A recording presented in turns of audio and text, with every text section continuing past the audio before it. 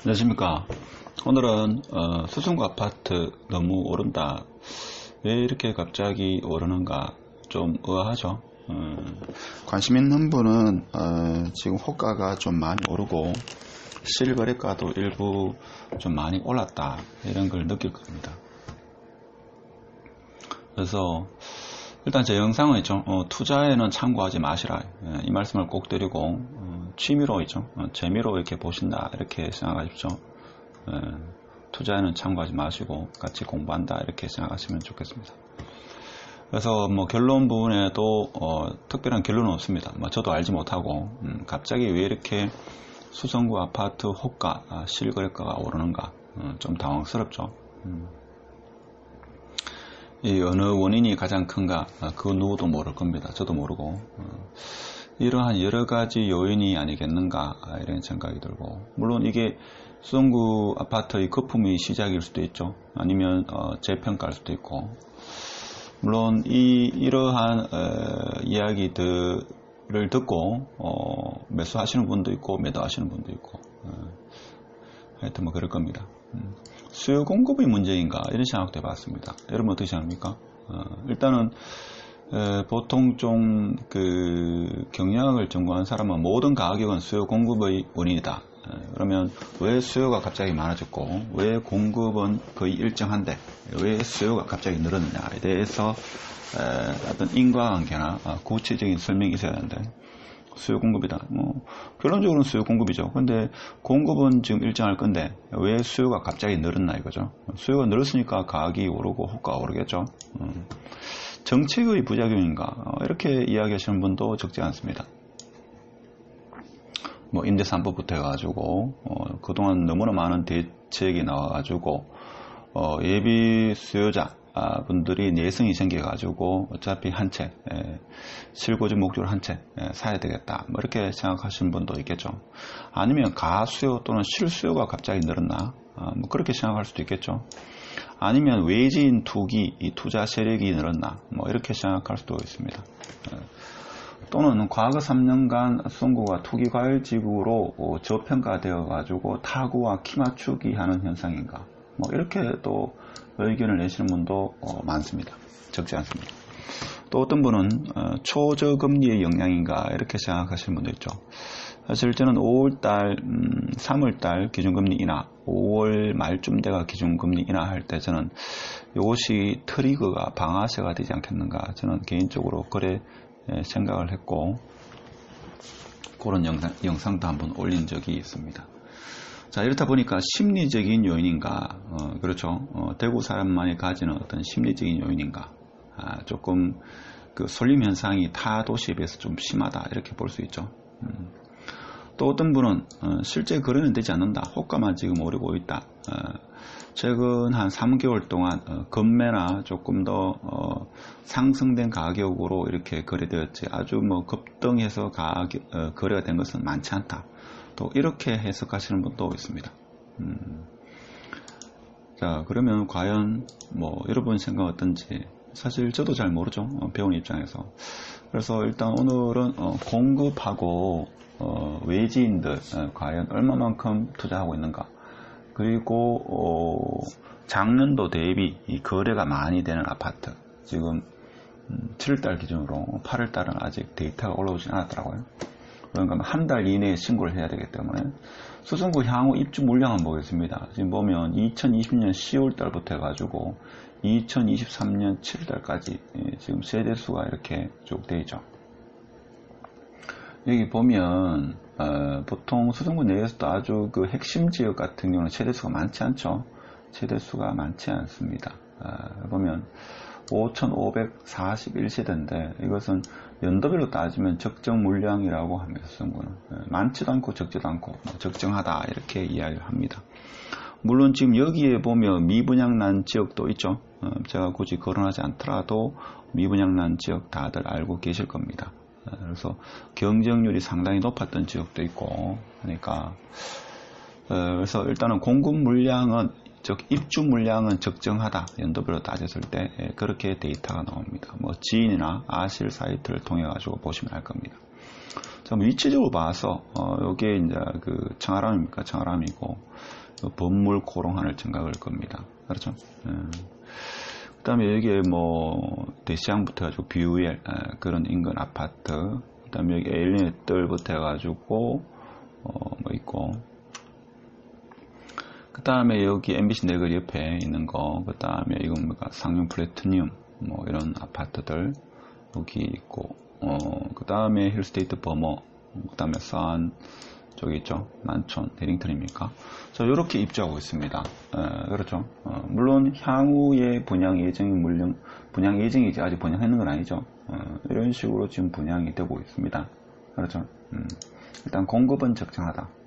그럼 여기서 뭔가 하면 과연 사람들이 선호하는 지역과 이 분양했는 입주하는 물량이 과연 매치가 있는가? 이런 것도 봐야 되겠죠. 그러면 지금 현재 아파트가 오르고 있는 지역이, 이 지역이 분양했는 이 지역이 지금 아파트 가격이 오르고 있는가? 그것도 봐야 되겠죠. 그래서 보통 이 지역을 이제 선호하는 경향이 많죠.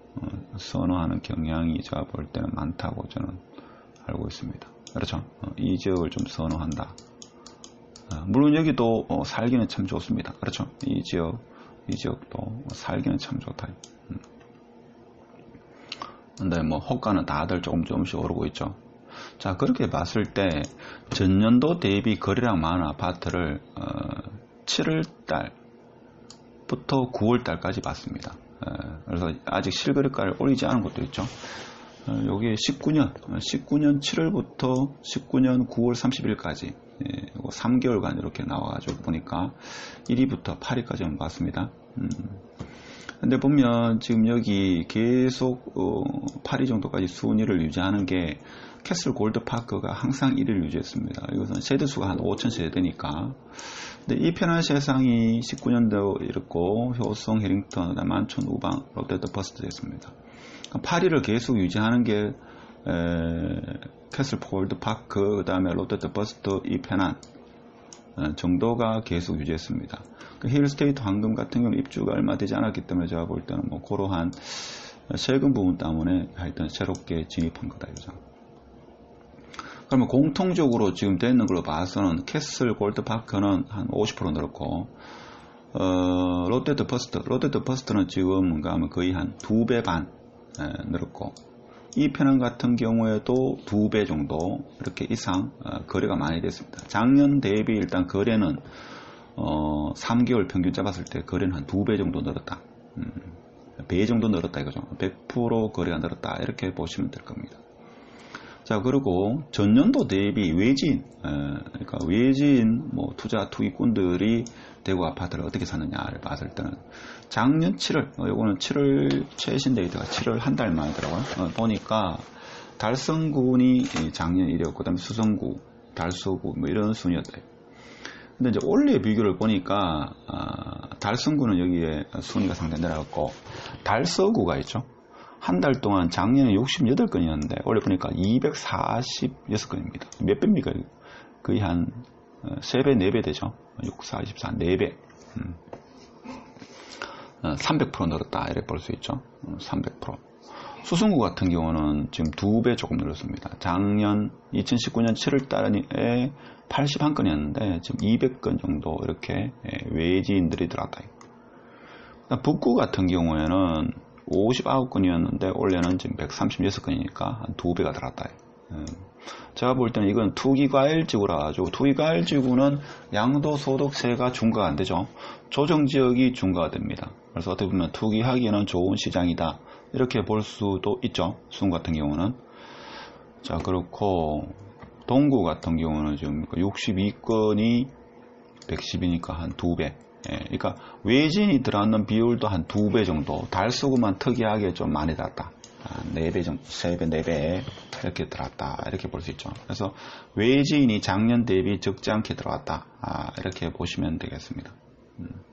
자, 그래서 저는 이제 이 부분이 어떤 심리적으로 좀 조바심을 내지 않을까 싶은데 거래 완료가 주는 시장의 분위기입니다. 그러니까 8월 말 돼가지고 정부가 시장의 어떤 혼탁한 분위기를 어떤 저지를 가하기 위해서 거래 완료, 네이버의 거래 완료를 없애라.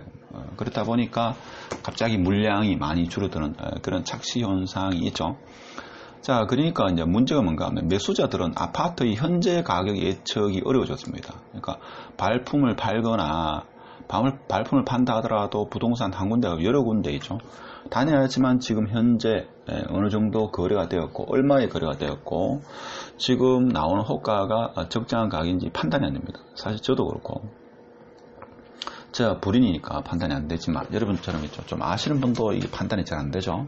SNS나 뭐 여러 그 매체를 통해 가지고 확인하는 것보다도 현장에 가봐야 된다. 아니면 전화를 하시든지. 이게 제가 볼 때는 원래 의도와는 조금 다르게 흘러가지 않겠는가.